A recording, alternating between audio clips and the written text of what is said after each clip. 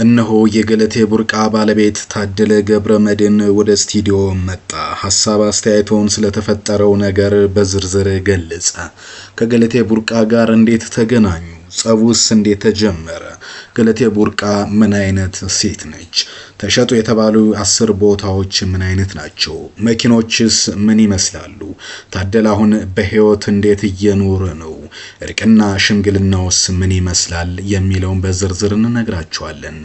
ከዛ በፊት ፍትህ ለገለቴ ቡርቃ ሲሉ የነበሩ ሰዎች አሁን ደግሞ ፍትህ ለታደለ እያሉ ነው። ኢትዮጵያውያን የሁለቱን ወገን አድምጠው መጨረሻ ላይ አይፈርዱም፣ ስሜታዊና ችኩል ናቸው እየተባለ ነው።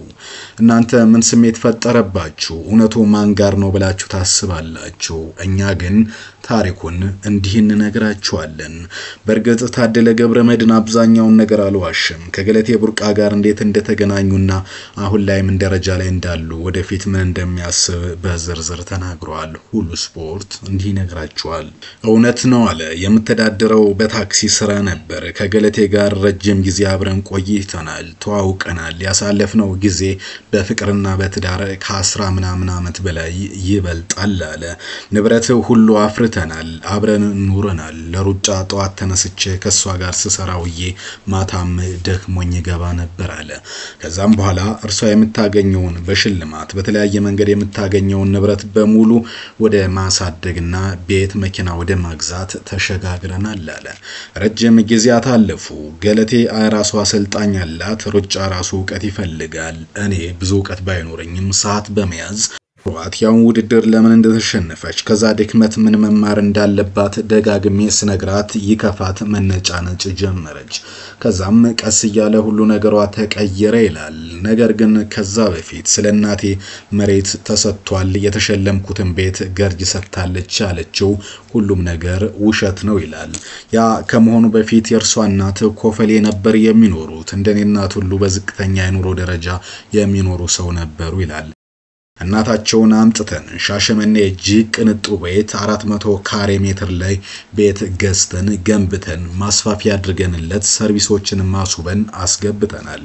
እርሷ የኔን እናት ታሪክ አነሳች እንጂ ስለነሷ እናት ምንም አልተናገረችም ይላል። የሷን እናት እዛ ሻሸመኔ ስናመጣ በቅንጡ ቤት ነው ያኖርናቸው። ምክንያቱም የእርሷ እናት እናቴ ናቸው። እርሷም የኔን እናት እንደ እናቷ ነበር የምታየው ይላል። እኔና እርሷ በፍቅር ዘመናችን 152,000 ብር አውጥተን ለአትሌቶች ቅድሚያ ተሰጥቶ ገርጅ ኮንዶሚኒየም ቤት ገዛን ይላል። ቤቱን እድሳት አደረግንለት እንጂ እርሷ እንደምትለው መንግስት በፍጹም ውሸቷን ነው ቤቱን የሰጣት ቤት የለም ይላል። ነገር ግን ለሷ እናት ሻሸመኔ 400 ካሬ ሜትር ቤት እንድትኖር ካደረግን በኋላ እርሷም ለኔ እናት በደስተኝነት እዚህ ገርጅ የሚኖረውን ቤት አውርሳታለች ማለት ይቻላል። በስጦታ ሰጥታታለች ይላል።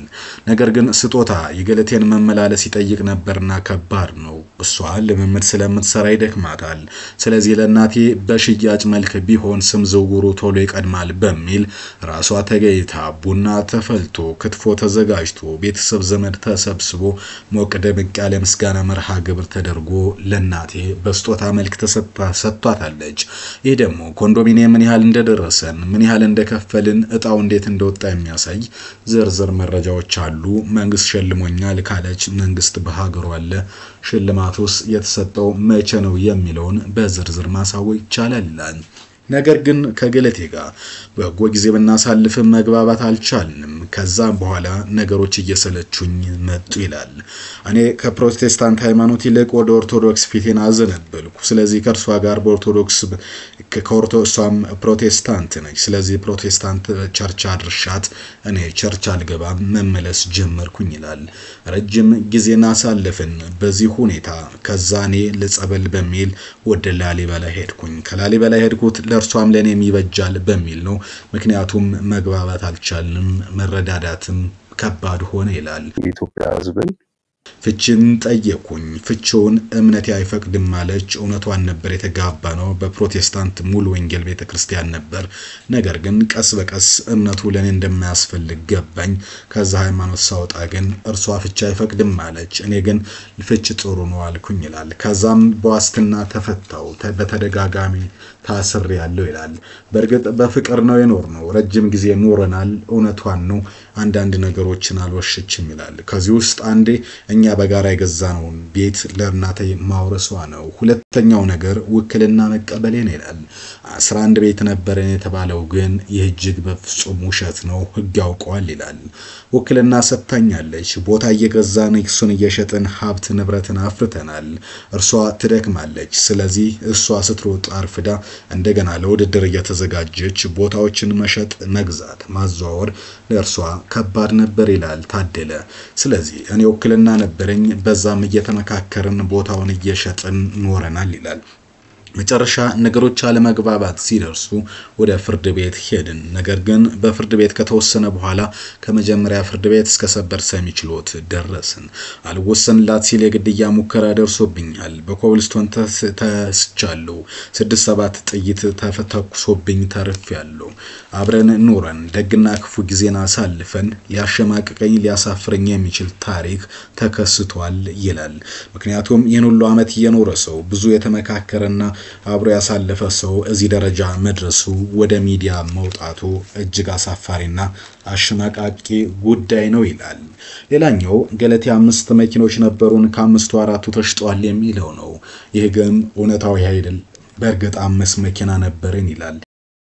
5 መኪና የሚኖረን ግን መጀመሪያ ኮሮላ ገዝተን እንደገና ኮሮላውን ሽጠን እሷ ለምትይዘው የተሻለ መኪና ገዝተን ገጠር ለመሄድ ጉልበት ያለው መኪና ለልምምድም የሚጠቅም ሌላ መኪና ስንገዛ ከመጀመሪያው ጀምሮ የተገዙትን መኪኖች ቆጥራ ነው እንጂ በአጠቃላይ ከ2 መኪና የበለጠ ኖሮን አያውቅም ይላል።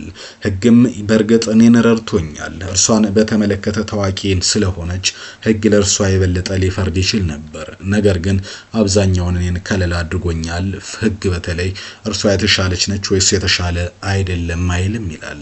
በእርግጥ ገለቴ ሰይፉ ላይ ስትቀርብ በርካታ ውሸቶችን ዋሽታለች ይላል። ከዛ ውጭ እኔ ያደረኩትን ጥረትና የደከምኩበትን ድካም ነው። ሁለተኛው ደግሞ እርሷ 11 መሬትና ቤት እንደነበራት ነው። እርሱም ውሸት ነው። ሌላኛው ለእናቴ ቤት እንደሰጠናት ነው። በእርግጥ ለእናቴ ቤት ሰጥተናታል። ነገር ግን ከጋብቻ በኋላ ያፈራነው ንብረታችን ነው እንጂ እርሷ የሰጠቻት አይደለም። ቦታውም ኮንዶሚኒየም ነበር ይላል። ሁለተኛው አሁን የምኖርበት አንድ ብቸኛ ቤቴ በሐራጅ ሊሸጥ ነው የሚለው ነው። በእርግጥ በሐራጅ የሚሸጥ ቤት የላትም። 800 ካሬ ላይ የተንጣለለ ቦታ አለ። እርሱን ደግሞ ቢዝነስ ልንሰራበት ሐሳብ ነበር ይላል። ከዛ በዘለለ ግን ሰሚት የሚገኝ ሌላ ቤት አለን። እርሱ ሁለቱንም እንድትኖርበት ከ7 ዓመት በላይ ትችላታለሁ። እኔ ልጅንና ሚስቴን ይዤ ከውጭ ከሚኖሩ ዘመዶች እየተደጎምኩ እየኖርኩ ነው ይላል።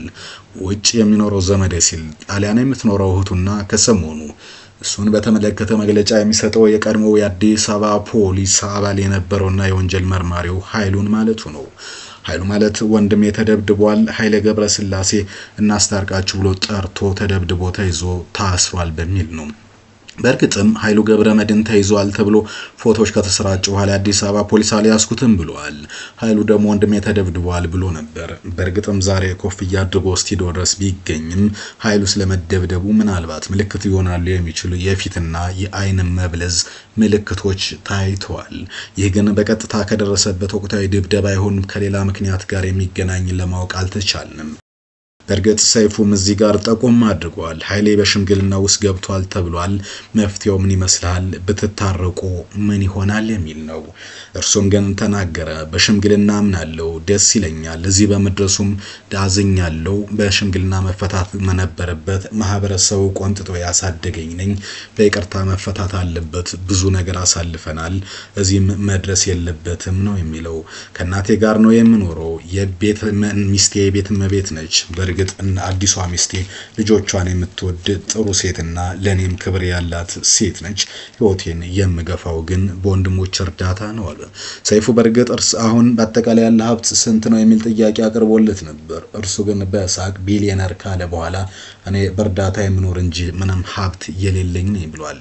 እንደ መጨረሻ መፍትሄ አንድ ጥያቄን አቅርቧል። እኔ ሰላምን እፈልጋለሁ። በፍትህ በመነጋገር ነው መፋታት የምፈልገው። ፍርድ ቤቱ ሁሉንም ነገር ያውቃል። ማህበረሰቡ ቆንጥጦ አሳድጎኛል። ሽምግልናን አከብራለሁ። በሽምግልና ጉዳዩ እንዲፈታ ጠይቃለሁ። ለገለቴም ጥሩ ስሜት ነው ያለኝ ብሏል። የኔ ሰሙ በርካቶች ግን ፍትህ ለታደለ እያሉ ነው። ገለቴን በመጀመሪያው ሰምተን ማመናችን በርግጥም ስህተት ሳይሆን አይቀርም እያሉ ነው።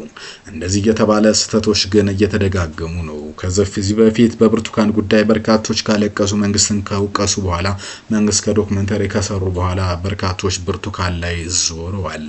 እንዲሁም አንዱዓለም ጎሳ ደግሞ ባለቤቱ ቀነኒን ከፎቅ ወርውሯታል ብሎ በርካቶች ዘመቻ ካካሄዱበት በኋላ እርሱ ሲፈታ በርካቶች ግን ዝም ብለዋል። ታዲያ ቀነኒን ማን ገደላት እያሉ ነው። በርካቶች ግን በህይወታችን አንድ ልምድን መማር አለብን እያሉ ነው። ይህ ልምድ ደግሞ ከመወሰን በፊት የቀኝ ግራውን ማዳመጥ የሚለው ነው።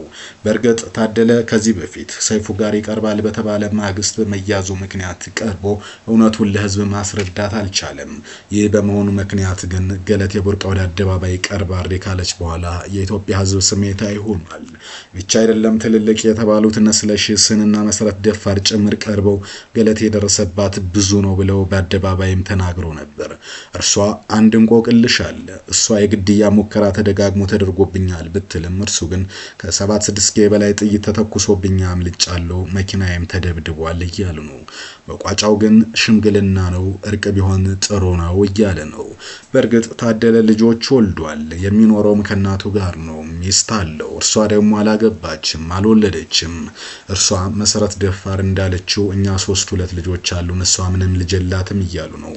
ገለቴ ለተጋባች ትመስላለች። በእኛ ሃይማኖት በሙሉ ወንጌል በፍጹም ፍቺ አይፈቀድምና ታደለ ልፈታው አልፈቅድም እያለች ነው። ታደለ ልጆችን ወልጃለሁ እያለ ነው። እርሱ ወደ ኦርቶዶክስ ሃይማኖቱ ተመልሷል። እርሷ ግን በፕሮቴስታንት እምነቷ ቀጥላለች። እነዚህ ነገሮች እንዴት ይታረቃሉ የሚለውን ቆቅልሽ ነው። ሁለተኛው ደግሞ የቦታና የሌሎች ጉዳይ መካካድ ቢሆንም አንዳንዶች ግን አሁን በመጨረሻ አንድ ነገር እየገመቱ ነው። ገለቴ የመጨረሻው ሁለቱም ቦታ ለማትረፍ በሚል ወደ ሚዲያ ወጣለች እንጂ እውነታውን ልቧ ያውቃል። ስለዚህ ያለውን ንብረት ለማትረፍ በሚል የመጣች እያለ ነው። ታደለ ግን ለኢትዮጵያ ህዝብ አንድ መልእክት አስተላልፏል። የደቦ ፍርድ መቸኮል፣ አንዱን ከማህበረሰቡ እንዲገለል ማድረግ፣ ማውገዝ፣ አንዱ ዘመድ ወዳጅ የሚዲያና የሌሎችም ደጋፊዎች ስላሉት ሌላው ማጣጣልና የደቦ ፍርድ ሰለባ እንዲሆን ድምጹ እንዲታፈን እንዳይሰማ ማድረግ አግባብ አይደለም።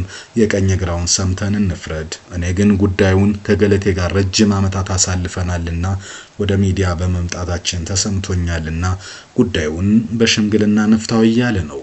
እናንተ ምን ትላላችሁ? የታደለን ኢንተርቪው ከሰማችሁ በኋላ ምን ስሜት ታደረባችሁ? ጻፉልን። ኮሜንት ቦክሳችን ክፍት ነው። ተጨማሪ መረጃዎች ካሉ እንመለሳለን።